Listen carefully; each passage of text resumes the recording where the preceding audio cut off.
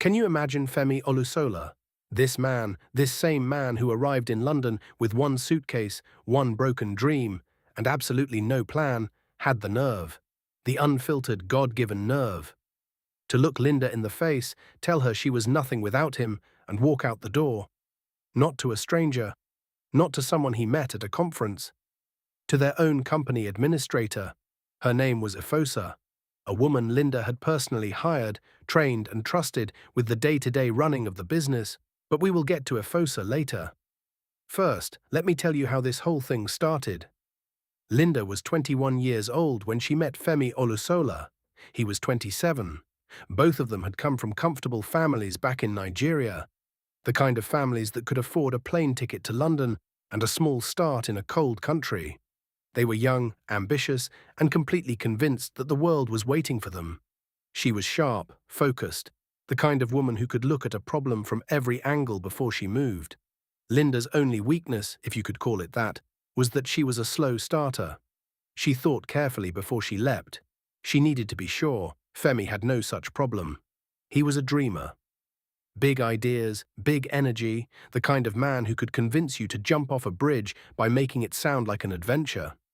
What Femi had that Linda did not was the ability to jump in with both feet. Linda had an idea, an import-export logistics company moving goods between the UK and Nigeria.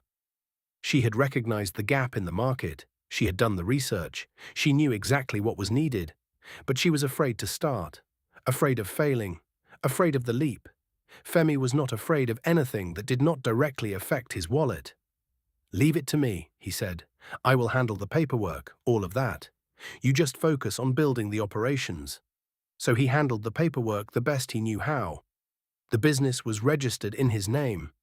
She was listed as his employee. It sounded like a small detail at the time. They were young and in love, and they actually owned a business. What was there to worry about? And so Linfem Freight and Logistics was registered at company's house in Femi's name alone. Linda's name was nowhere on those documents. She was, on paper, an employee. They started that company from their bedsit before their first child was born. Linda ran operations from a laptop on the kitchen table.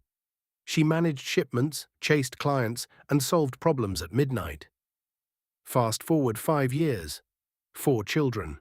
A 6-bedroom detached house in Mill Hill, North London. 2 more small branches opened across the UK. They were the dream couple of their Nigerian social circle, always at the best parties, always dressed to kill, their cute kids always in tow. From the outside, they were the Nigerian couple who had come to this country and made something of themselves. What the outside could not see was whose hands had built it. As the years went by, everything looked perfect on the outside, but cracks were beginning to show in the marriage. And that crack had a name: Efosa. Efosa was the company administrator, the kind of woman who knew exactly how to present herself. Professional in the office, warm enough to feel like family. She called Linda Auntie when she first joined, which Linda found endearing. Efosa was good at her job. Linda had made sure of that. She had interviewed her herself, trained her herself, trusted her with client files, supplier contacts, the kind of access that keeps a business running. When Linda had a school event and could not be in the office, she called Efosa. When a shipment needed urgent attention and Femi was nowhere to be found, which was often, it was Efosa who held things together. Linda never saw it coming. Why would she? You do not look for a snake in the house you have built yourself. Linda noticed the signs the way women always notice, not in one big moment, but in accumulation. A phone face down on the kitchen counter, a name appearing too many times, a tone that was too familiar, too comfortable for a professional relationship. Linda did not panic. She watched, she connected the dots.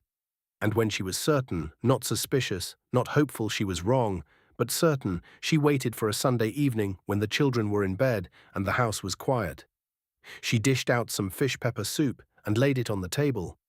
When Femi came into the kitchen, she looked at him the way you look at someone when you are seeing them clearly for the first time in a long time. Not with anger, not yet. Just with eyes that had finally stopped making excuses for what they were seeing. She said his name. Just his name. "Femi." Something in his face shifted.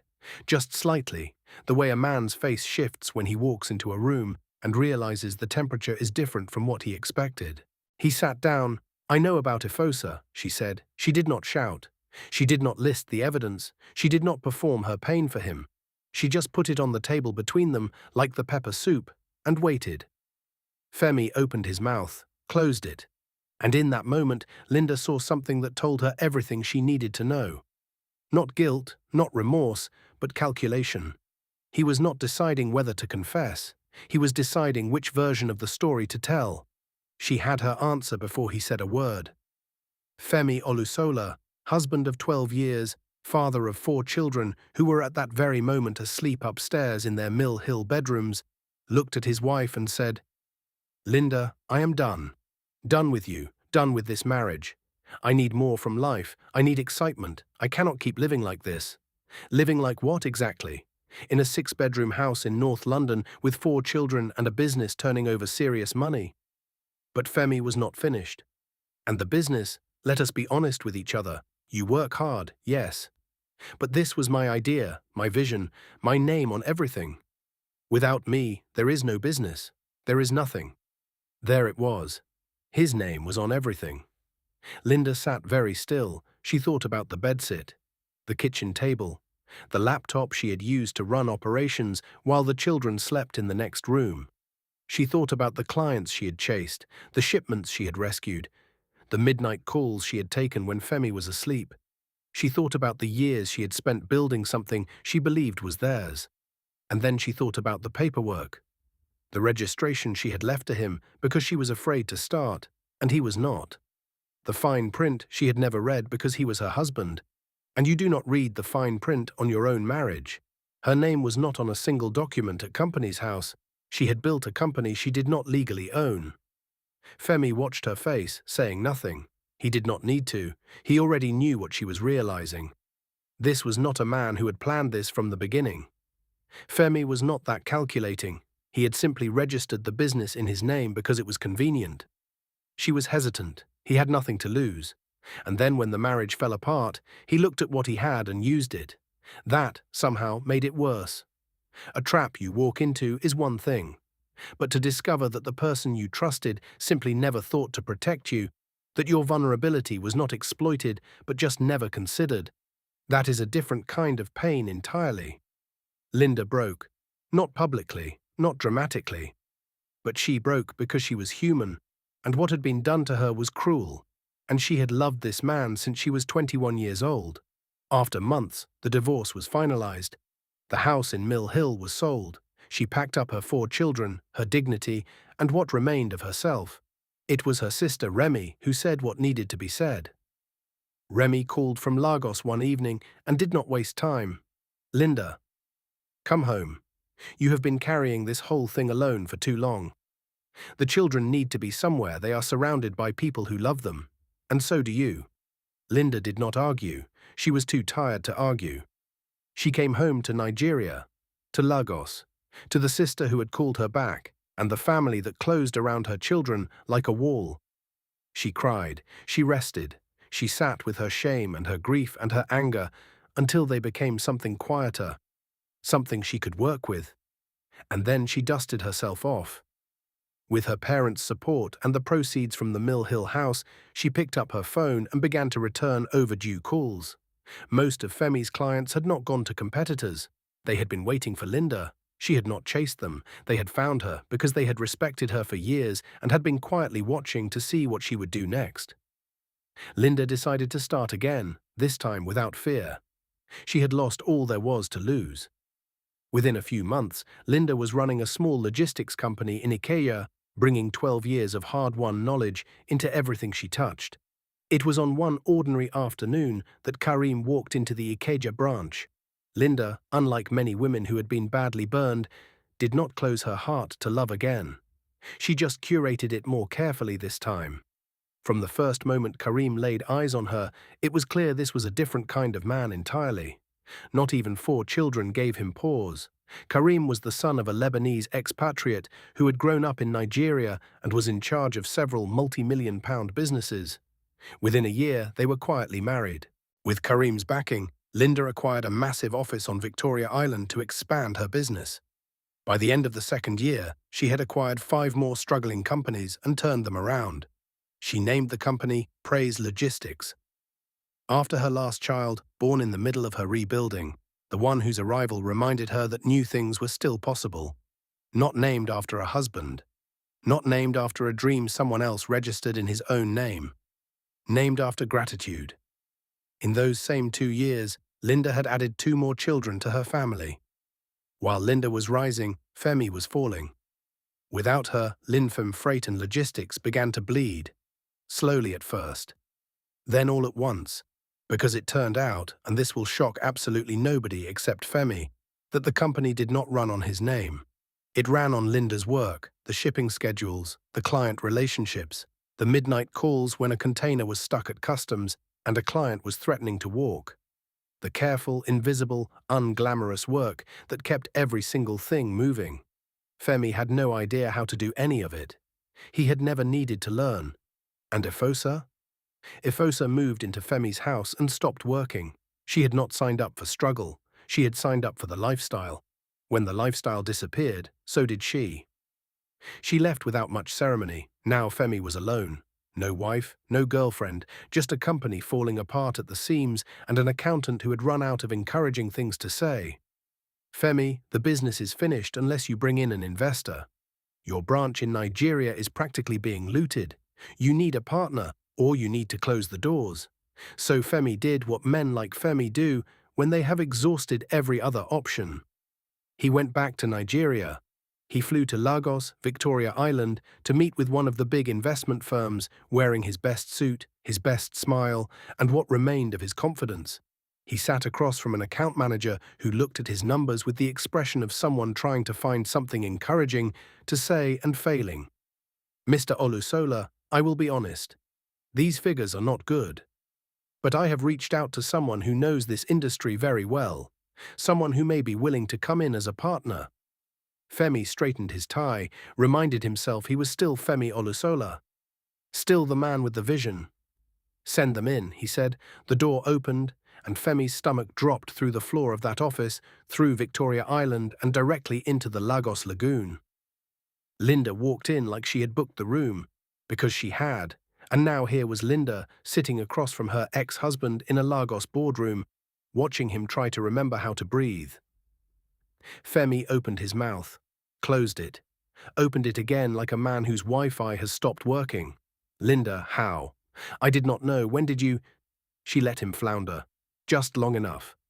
When you left, she said, her voice calm, the real calm of someone who has already processed all of this and moved on. It was not easy. Those first months were very dark.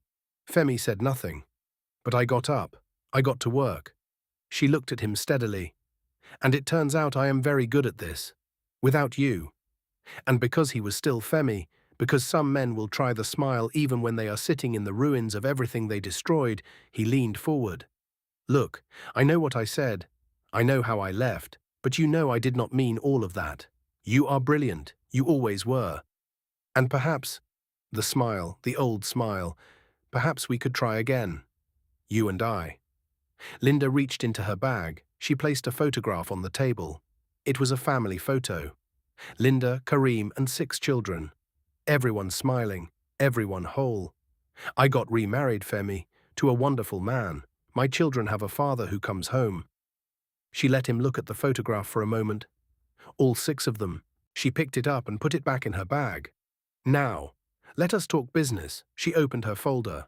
Your company is drowning in debt. Both branches. I am willing to buy it from you. My opening offer is £5,000.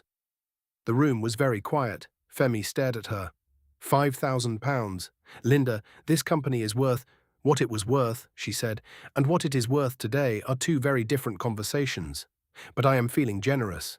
My final offer is £8,000. Cash. Femi sat back. £8,000. He thought about the debt. He thought about the alternative, which was nothing. He thought about cash, sitting in his hand, immediate and real. He tried to look insulted. Linda waited. Cash, he said. Cash, she said. He nodded. Slowly, like a man convincing himself he was still in control of something. Fine, he said. My accountants will be in touch. My accountants will handle everything, Linda said. She gathered her folder, picked up her bag, and stood up. She walked to the door. At the threshold, she paused, as if she had just remembered something small. Oh, Femi. That 8,000. It includes the London branch as well. The room went completely silent. Femi looked at Linda, really looked at her, and said the only thing he had left. How could you do this to me? Femi, he looked at her, you did this to yourself. She walked out. The door closed behind her. You can never really know someone completely, no matter how long you have known them. No matter how much you have given, no matter how many years you have washed their boxes and packed their lunch and built their dream from a kitchen table in a bedsit while the children slept in the next room. Some people will take everything you offer and tell you it was theirs all along. But here is what Femi forgot. You can put your name on the paperwork. You can take the credit. You can walk out and leave a woman with 4 children and a broken heart, and a life she has to rebuild from nothing. What you cannot take is what she knows. Who she is. What she becomes when she decides she is not done. Linda did not destroy Femi. She did not need to. He had already done it himself. She just showed up to collect what was hers. Where are you viewing from? If this story held your attention, please like and subscribe for more stories like this.